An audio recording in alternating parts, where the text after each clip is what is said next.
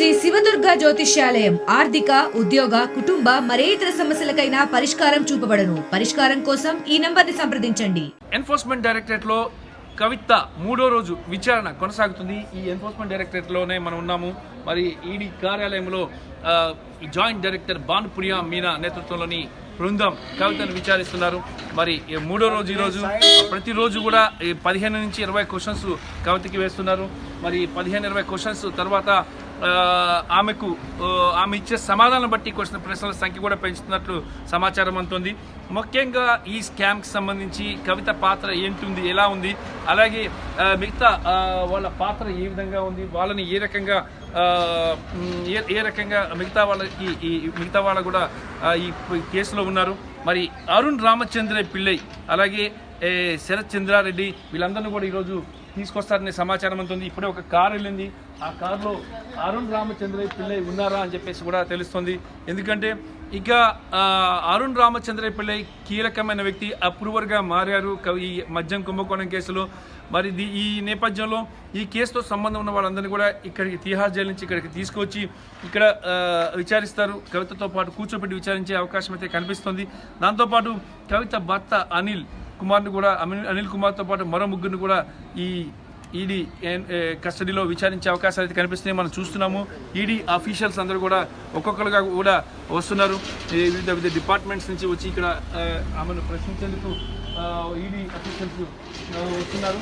CBI అలాగే ED interrogation అనేది కొనసాగుతున్న కొంతమంది సిబిఐ అధికారులు కూడా ఈరోజు ఈడీ కార్యాలయానికి వస్తున్నట్లు సమాచారం అయితే అందుతోంది. కవిత పాత్ర ప్రధానంగా దీంట్లో కవిత పాత్రతో పాటు ఇంకా ఎవరెవరు వ్యక్తులు ఉన్నారనేది ఇక్కడ కీలకమైన అంశంగా మారింది. ముఖ్యంగా ఢిల్లీ ముఖ్యమంత్రి అరవింద్ కేజ్రీవాల్ పాత్ర ఎంత ఉంది, అరవింద్ కేజ్రీవాల్తో కవిత ఎలాంటి సంభాషణలు చేశారు, అలాగే లిక్కర్ పాలసీలో కవిత ప్రమేయం ఏ విధంగా ఉంది, అన్ని అంశాలకు సంబంధించి కూడా కవిత నుంచి సమాచారం రాబడుతున్నారు. అయితే కవిత సమాధానాలు చెప్పడంలో కొన్నిటికి సరిగ్గా సహకరించట్లేదని కూడా సమాచారం అందుతుంది. ఆమె సహకరిస్తేనే ఈ కేసు ముందుకు వెళ్ళే అవకాశం అయితే ఉంది. సహకరించకపోతే ఈ కేసుని మరింత ఇంకా ఎక్కువ కాలం ఆమె కస్టడీని కొనసాగించే అవకాశాలు అయితే కనిపిస్తున్నాయి.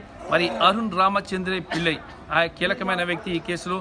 శరత్ చంద్రారెడ్డి, మాగుంట శ్రీనివాసులు వీళ్ళందరినీ కూడా ఇదే ఈడీ కార్యాలయానికి తీసుకొచ్చి విచారిస్తారని కూడా సమాచారం అందుతుంది.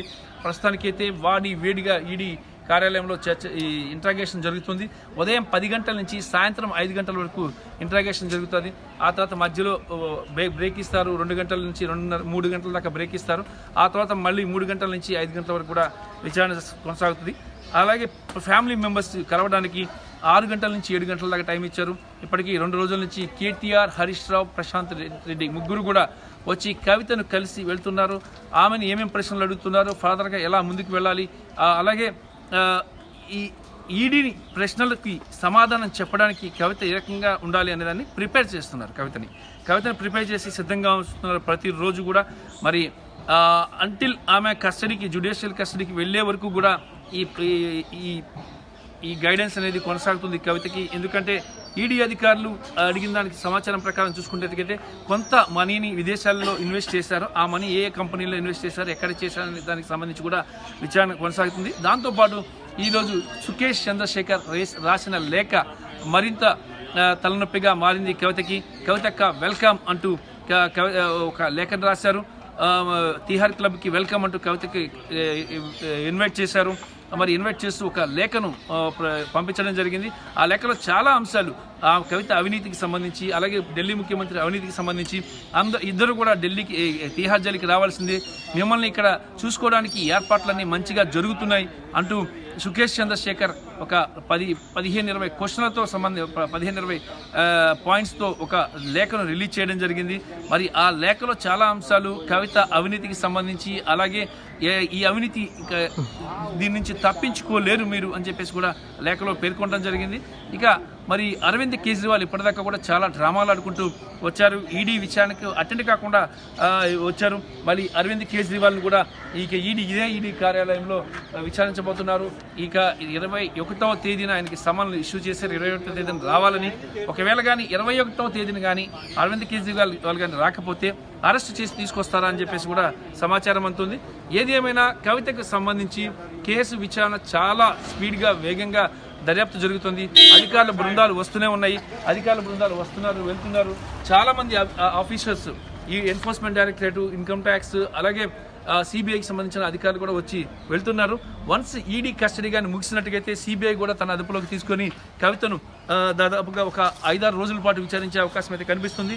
మరి ఈ విచారణ తర్వాత కవితను జ్యుడిషియల్ రిమాండ్కి పంపిస్తారు. అప్పుడు ఆమె బెయిల్ అప్లై చేసుకుని బయటకు రావాల్సి అయితే ఉంటుంది. ఏదేమైనా సరే ఇక లిక్కర్ స్కామ్ సంబంధించి కేసును త్వరితగతిన క్లోజ్ చేసేయడానికి ఎన్ఫోర్స్మెంట్ డైరెక్టరేట్, అలాగే ఎన్ఫోర్స్మెంట్ డైరెక్టరేట్ బృందంతో పాటు సిబిఐ కూడా సిద్ధంగా ఉంది. ఈ కేసులో ఉన్న మిగతా పెద్ద చేపలను కూడా పట్టుకొని అరెస్ట్ చేసి కోర్టు ముందు నిలబెట్టడానికి సిద్ధమవుతుంది. మరి ఇది పరిస్థితి. ఈరోజు 3rd డే రోజు ఇక్కడ ఈడీ కార్యాలయంలో కవిత విచారణ చాలా వాడివేడిగా కొనసాగుతుంది. రామకృష్ణ, RTV, న్యూఢిల్లీ. మరిన్ని వీడియోస్ కోసం ఛానల్ ని సబ్స్క్రైబ్ చేయండి. లేటెస్ట్ అప్డేట్స్ కోసం వాట్సాప్ ఛానల్ ని ఫాలో చేయండి. అండ్ లింక్ డిస్క్రిప్షన్ లో ఉంది.